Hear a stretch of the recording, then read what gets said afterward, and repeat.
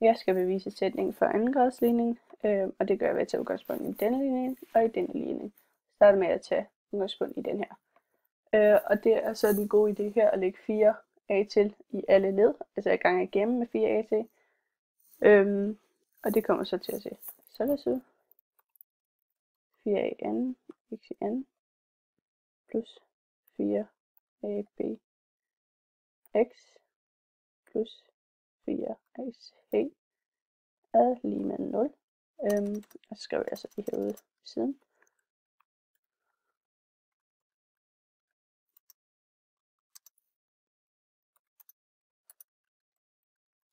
På begge sider. Og det står så ganget med 4a på begge sider. Nu vil jeg så lægge b i anden minus 4ac til på begge sider. Og det kommer så til sådan her. 4a anden, x i anden, plus 4x. Så står a bx, 4a bx, plus 4ac, lige med 0. Også. Og det er så her, jeg skal lægge til. Så der kommer til at stå b i anden også, minus 4ac. Og det kommer der også til at stå. Sådan. Og så skriver jeg så her. Lægger b i anden minus 4ac til på begge sider. Hernede. Det er fordi, at jeg ved, at denne, skal se, om jeg kan få den kopieret.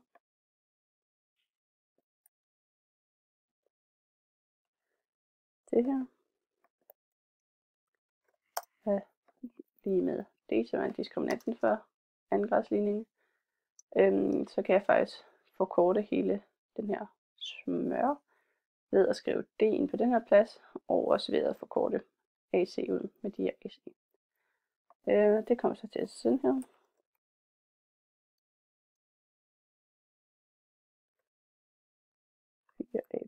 X plus b i anden lige med d. Og så kan jeg så gøre hele den her ligning mindre ved at skrive den i en parentes. Og det er så kvadratsætning. Det er den sidste omskrivning her, som jeg skriver nu. Den følger så kvadratsætning 1. Men hvis man ikke helt forstår det, så kan jeg også godt forklare det lige om et øjeblik, når jeg har skrevet det ned. C plus B er udenfor, så er det så det hele, der skal være i en lige med D. Og den her kvadratsætning, hvis det er, at man ikke helt forstår, hvordan den fungerer, så viser den faktisk bare det samme, som der står her, bare forkortet. Jeg kan godt lige regne det ud, sådan så at det står så nemmere at overskue. Så skriver jeg bare til at starte med 2 parenteser, som så er det samme for, hvis det er 2.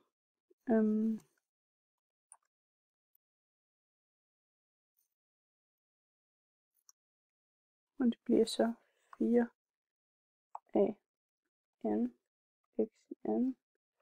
Vi tager hvert led her. 4 af x der, eller 2 af x gange 2 af x. Det er 4, altså 2 a'er, 2 x'er, plus med 2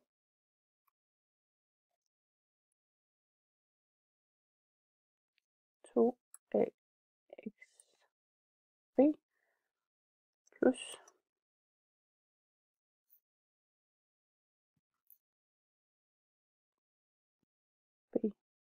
2 af x.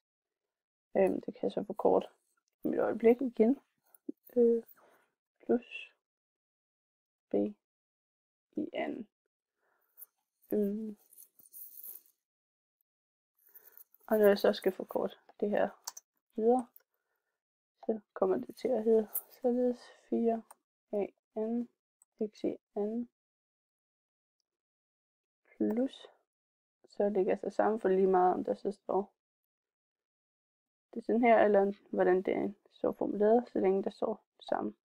Og her mangler sådan her. Så det kommer til at hedde 4abx plus b i anden. Sådan. Så kan vi så se, at det er så. Jeg mangler lige at skrive lige med det.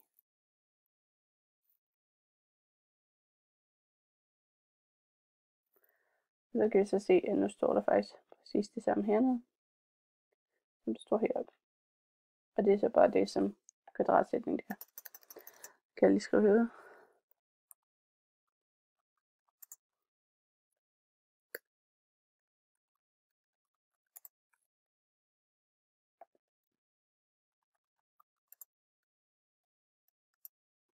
På kvadratsætning. Så vil jeg så fortsætte med beviset nu. Og vi ved så, at andengradsligningen, det faktisk er en kvadratisk ligning, og derfor så ved vi også, at det kan antage forskellige værdier, som så afhænger af værdierne a, b og c. Og vi ved derfor også, at vi har tre tilfælde efter d's fortegn. Og det første tilfælde, det er, at d er mindre end 0. Og nu skal jeg lige få det til at skrive. D er mindre end 0. Jeg kan lige skrive her. Tilfælde 1, som så er d er mindre end 0. Og det kan vi se ud fra kvadratet 2ax plus b i anden ikke kan blive negativt, og der er derfor ingen løsning. Kan vi skrive her.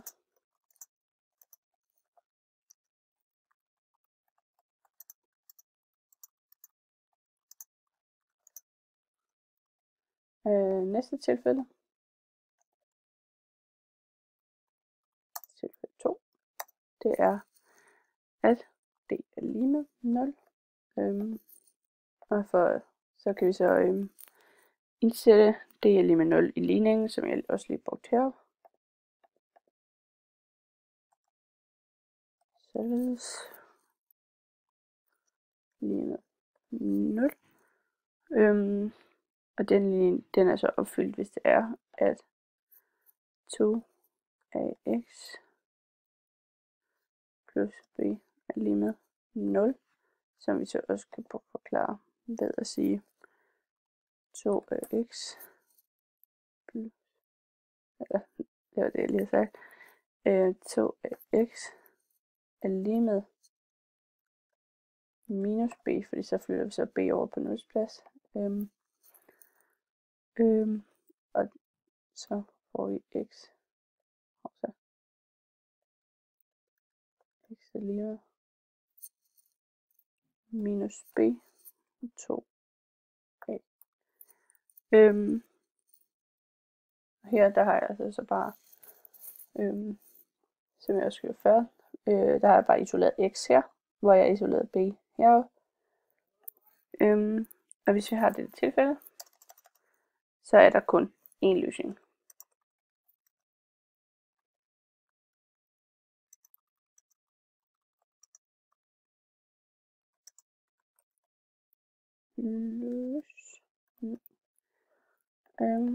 Så jeg lige sidste to matematikfælde her, og så hopper vi ned på næste side, hvor vi har tilfælde 3.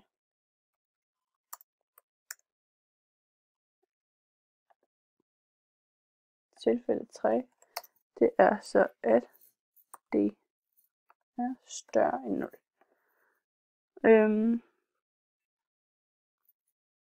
Som jeg nævnte tidligere, så er andengradsligningen faktisk en kvadratisk ligning, og den har altid to løsninger. Så to løsninger, som kunne se således ud. Jeg har en kvadratisk ligning, den ser så således ud, det glemte jeg at nævne tidligere. Jeg skal lige huske at se en anden også. Anden er lige med D, og hvis vi så prøver det her igen, og det skal lige sådan lige at det her, det var altså en kvadratisk ligning, ligesom en græsligning. Så får vi så y er lige med enten plus minus kvadratrummet d. Og det begynder så snart til forveksling at ligne den første linje heroppe, som vi snakkede om, og det er, skal jeg nok rulle den her, og den kommer vi så til lige om et øje.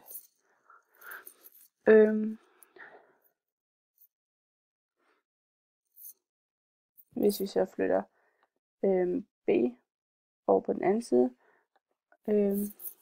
så vi kommer til at se. Det er også noget pjat, jeg har skrevet herop.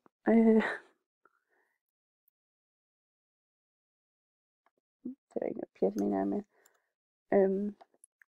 Vi får altså 2 ax plus b er lige med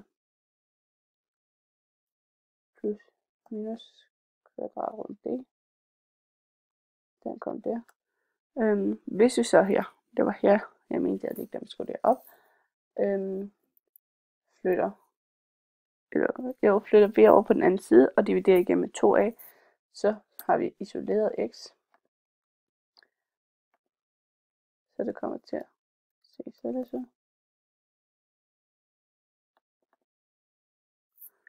Og så kommer det så til at se minus b plus minus kvadratrund d over 2a, som så er den ligning, som jeg så har nævnt heroppe til at starte med.